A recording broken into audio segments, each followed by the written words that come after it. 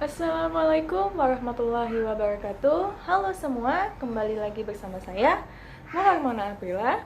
Pada video kali ini saya akan menjelaskan materi ke-12 teori akuntansi, yaitu teori perilaku konsumen. Perilaku konsumen adalah studi tentang bagaimana individu, kelompok, dan organisasi memilih, membeli, menggunakan dan bagaimana barang dan jasa, ide, atau pengalaman untuk memuaskan kebutuhan dan keinginan mereka. Menurut buku Kotler dan Keller pada tahun 2009 pada halaman 166. Perilaku konsumen dapat didefinisikan kegiatan-kegiatan individu yang secara langsung terlibat dalam mendapatkan dan menggunakan barang-barang atau jasa, termasuk di dalamnya proses pengambilan keputusan.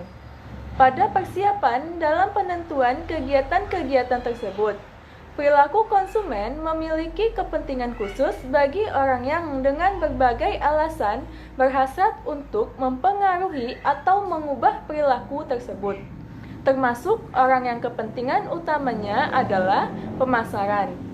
Tidak mengherankan jika studi tentang perilaku konsumen ini memiliki akar utama dalam bidang ekonomi, terlebih bagi dalam pemasaran, menurut Suryono pada tahun 2012. Dalam melakukan konsumsi, pasti ada beberapa perilaku konsumen yang bisa dipantau dan dianalisis. Tentu perilaku itu terjadi karena dipengaruhi oleh beberapa faktor. Di antaranya, A. Faktor budaya. Pertama, budaya.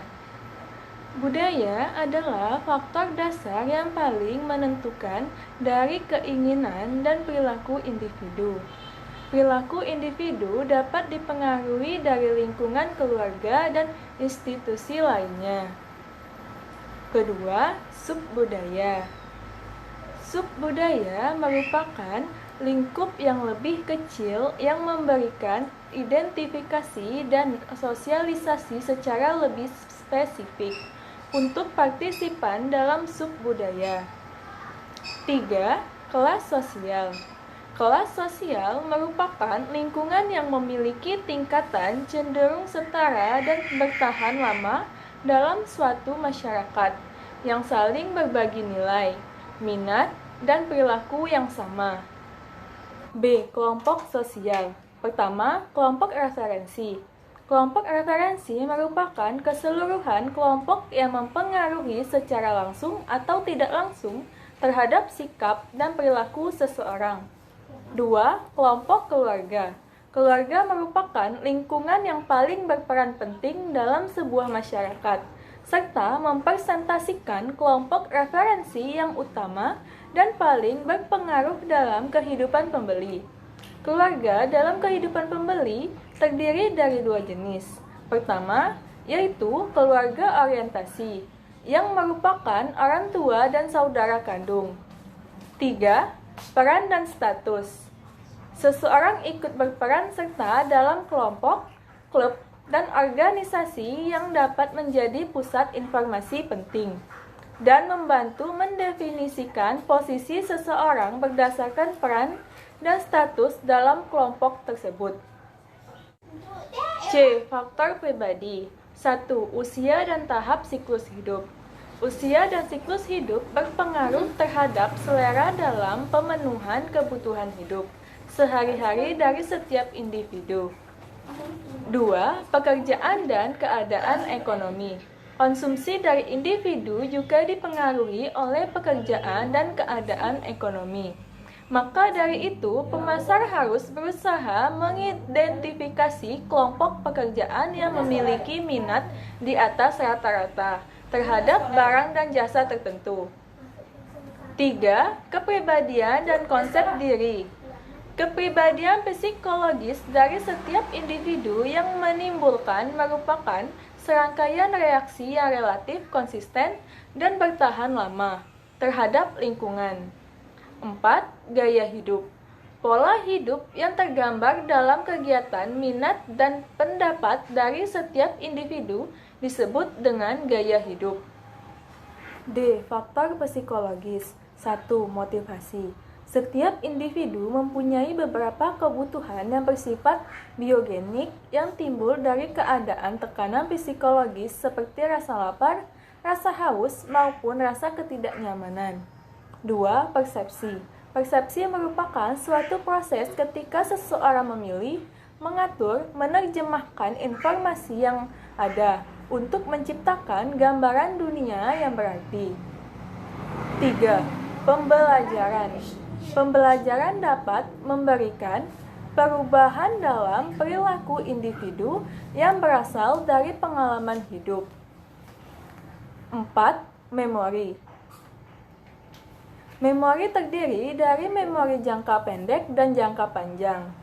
Memori jangka panjang merupakan memori yang paling diterima dengan membentuk model asosiatif di mana dalam model tersebut seseorang menganggap pengetahuan tentang merek konsumen merupakan informasi dalam memori dengan berbagai asosiasi yang saling terhubung. Perilaku konsumen memiliki kepentingan khusus bagi pihak yang memiliki hasrat untuk mempengaruhi perilaku, termasuk mereka yang kepentingan utamanya adalah pemasaran, pendidikan, dan perlindungan konsumen, serta kebijakan umum. Dilihat dari pengonsumsian suatu produk, perilaku konsumen dibedakan menjadi dua, yaitu A. Perilaku konsumen rasional. Suatu kegiatan konsumsi bisa dikatakan beberapa hal di bawah ini diperhatikan. 1. Produk tersebut bisa memberikan kepuasan dan nilai yang guna yang optimal. 2. Produk tersebut memang benar-benar dibutuhkan oleh konsumen. 3. Kualitas atau mutu produk tersebut terjamin atau baik. Harga suatu produk sesuai dan setara dengan kemampuan yang dimiliki oleh konsumen. B. Perilaku konsumen rasional. Perilaku irasional adalah kebalikan dari perilaku rasional. Suatu perilaku yang dilakukan oleh konsumen bisa dikatakan irasional apabila konsumen melakukan pembelian produk tanpa memperkirakan kegunaan dari produk tersebut. Contoh perilaku irasional antara lain: 1. Tertarik dan terpukau pada promosi dan iklan dari suatu produk, baik melalui media cetak, elektronik, maupun sosial. 2. Merek yang dimiliki hanya merek terkenal. 3. Mengutamakan gengsi atau prestis. Terdapat dua pendekatan perilaku konsumen, yaitu pendekatan kardinal dan pendekatan ordinal. Perilaku konsumen ini sangat didasari dengan motivasi dan kebutuhan konsumen itu sendiri. Berikut dua pendekatan perilaku konsumen di antara lain: A. Pendekatan marginal utility. Kepuasan konsumen dari mengkonsumsi barang dapat dinyatakan secara kuantitatif, sehingga konsumen berusaha memaksimumkan kepuasannya. B. Pendekatan indifference curve. Kepuasan konsumen dari mengkonsumsi barang tidak dapat dinyatakan secara kuantitatif, sehingga perilaku konsumen dalam memilih barang yang memaksimumkan kepuasan ditunjukkan dalam kurva kepuasan sama.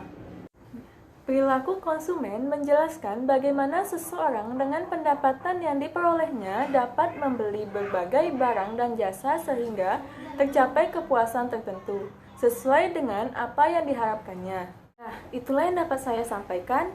Kurang lebihnya saya mohon maaf. Wassalamualaikum warahmatullahi wabarakatuh.